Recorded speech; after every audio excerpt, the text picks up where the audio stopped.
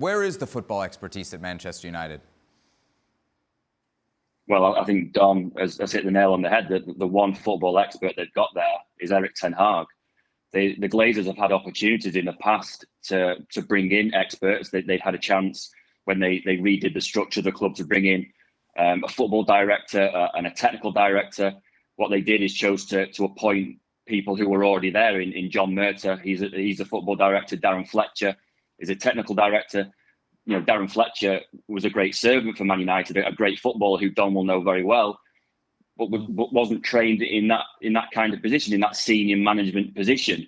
The feeling among fans at the time when the club was restructured is that you should be looking outside for these top appointments, that you go and get the best football director that there is in football and bring him to Old Trafford. You go and get the best technical director in the world and bring him to the club. And that's just not what they did. So you're in a situation now where you've got Erik ten Hag, who as Don rightly says, is battling against an awful lot now to try and get Man United back on track. He's trying to be the manager. He's trying to be the coach. He's trying to be the recruitment department. He's trying to do everything in a way that perhaps Sir Alex Ferguson did when he was in charge. But the problem is that Man United grew around Sir Alex Ferguson. And the days of having that manager who oversees absolutely everything, you know, football clubs are too big for that now. It just doesn't happen. And you need to have football experts in these top positions. And United just don't have that at the moment.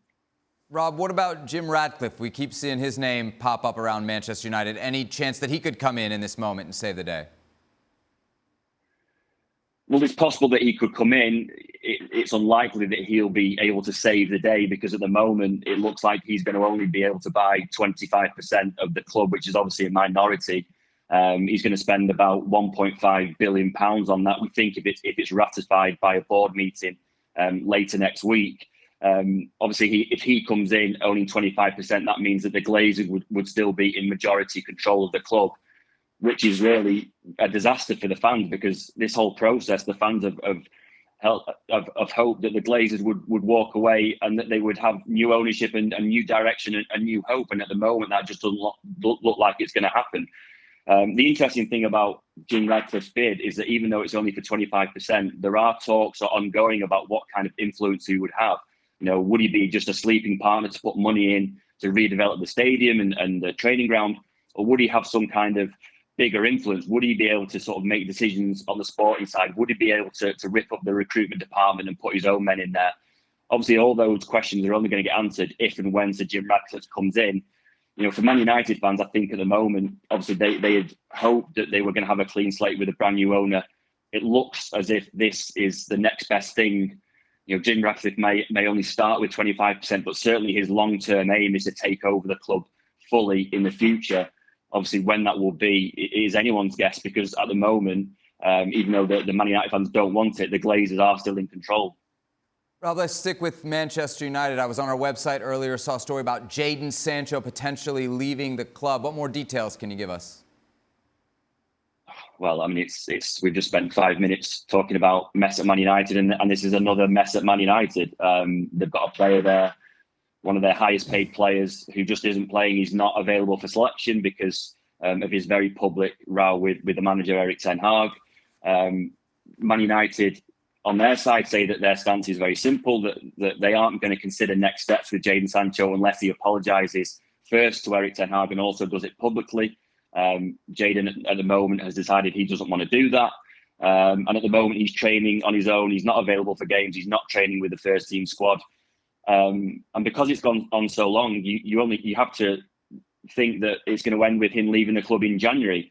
The issue again is that this is a guy who's on the best part of £350,000 a week. No club in Europe can match that kind of contract.